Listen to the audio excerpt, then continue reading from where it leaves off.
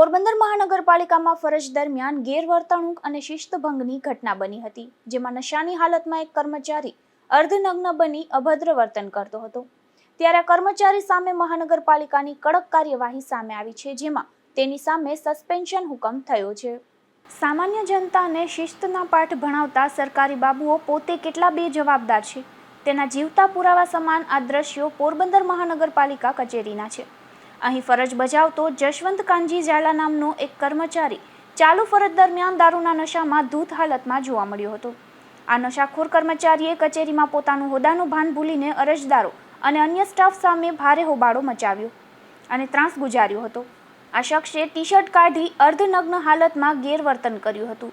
આ શખ્સ નિયમિત ફરજ પર હાજર ન રહેતો હોવાથી તેની સામે પણ તપાસ થઈ હતી।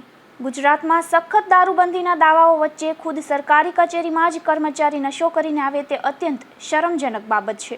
કચેરીમાં પોતાના કામ માટે આવેલા અરજદારો આ સરકારી કર્મચારીની હરકતો જોઈને સ્તબ્ધ થઈ ગયા હતા।